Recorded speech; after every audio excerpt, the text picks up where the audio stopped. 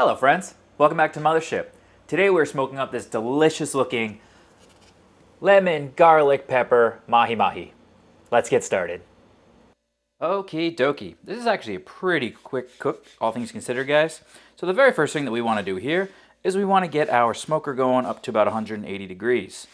While we wait for that, we are going to zest our lemon. Now, obviously, step one, wash it, duh. But if you've never zested anything before, the goal really is just to get the outer thick layer. We don't want to get this white stuff underneath. That's actually a little bit bitter. We want to just get the thick exterior of our lemon. And that goes true for limes as well. Then what we're going to do is we're going to spread it out evenly onto maybe some tin foil, something like that, and put it on the smoker at 180 degrees for about 30 minutes. What you can do, if you're going to make a bunch of rub that uses zest in the future, you can take it and you can completely dry it out, and then you can use that to add into your dry rubs, and it'll last for quite a while. We don't need this to be as dry as that because we are going to use it right away. So I just want to get a little bit of smoke flavor and dry out just a little bit so there's not added moisture. So I'm looking for probably about 35 to 45 minutes. I'm going to have this on the smoker at 180 degrees, just drying out while we take care of getting the rest of the fish together. So as we think about preparing our fish, there's a couple things we might want to think about.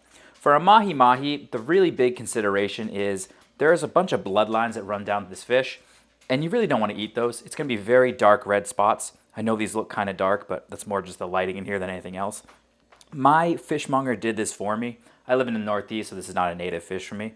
But you might get one that has a big bloodline down the center, has ones on the top. You want to get rid of that. It's going to just taste really fishy and not too great. And it might look like you're throwing out a pretty expensive cut of fish, but in reality, you're not going to want to eat it anyway. What we could do is we could cut off this smaller piece and cook them separately, but I think low and slow, it's not going to dry out too much. This is about a pound. It's probably enough for, I don't know, 2 or 3 people if you're eating pretty hearty, or 4 if you guys are just going to have a little bit of fish. So I don't really have to do anything as far as trimming on this sucker, except like I said, maybe just trim off this tiny piece at the end here. And then we are going to coat it down in olive oil. And then we're going to prepare our rub right now and then apply that. Then straight onto the smoker it goes. We're not going to let it marinate or rest or dry brine. It's just going to go right on. I quickly whip together our rub. I'll have all the instructions down below, but basically we're just taking our lemon zest that has dried out just a bit. It's not completely dry. It's still got a little moisture in it. Mixing it with our salt, our garlic pepper, and our black pepper. And then we're just going to do the usual. We're going to rub it down, get it all nice and coated, nice and pretty.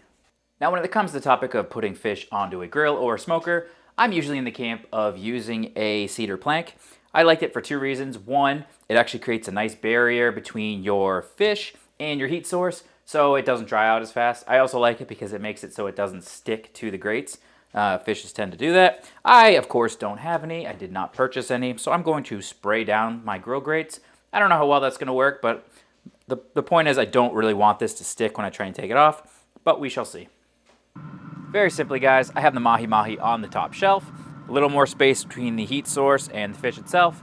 I also sprayed down the grill grates, and I sprayed the scale side of the fish. Hopefully it doesn't stick, but we're just going to let it run until about 130, 140 degrees internal, and then we're going to pull it right off and eat it. The name of the game here is I'm going to cook it at 180 degrees, try and get as much smoke on there as I can until we're ready to pull it.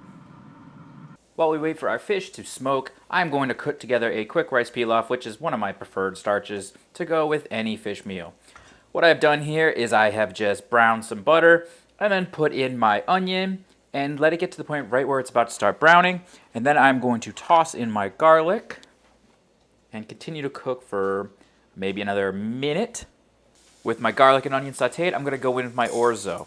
The trick here with the orzo is we just want to toast it. We want to get it so it goes right to the point where it starts to turn brown, but if it goes all the way into black, that's bad. So we just want to toast this lightly, then we'll move on to adding in our rice and water.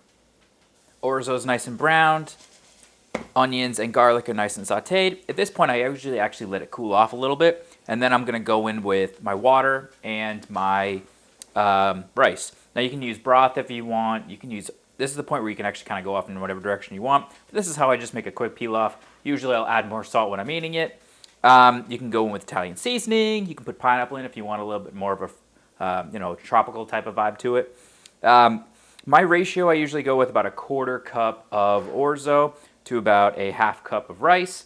That's kind of the way I like to have it come out. And maybe about, for that ratio, I'll maybe do like a 1/4 cup of onion and usually about 2 garlic cloves. I just pulled off our mahi-mahi and everything is smelling absolutely incredible. Very good lemon smell on here. Got garlic, got pepper. Looks great, smells great. I'm really excited to eat it.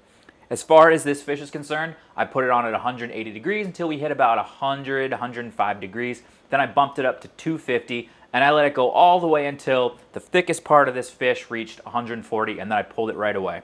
This isn't gonna rest, I'm gonna eat it right off the plate. And to do so, we are going to add in a little bit of lemon. And then I'm just gonna take a bite here. Wow. Such a good lemon taste on this thing. Oh my goodness. This is not a long cook. This is a great weeknight cook, especially if you want something a little bit lighter than our traditional barbecue fare. Give it a try, guys. The smoke is coming through great. I ended up using a mixture of maple and fruit wood, and I couldn't be happier. We're really gonna devour this meal. Here's our rice pilaf that we did earlier, and I added broccoli to the meal. Perfect meal. Thank you guys so much for watching. If you got anything out of this, like, comment, subscription, you know the jazz. Let me know what I should cook next, and as always, cook something fantastic, guys.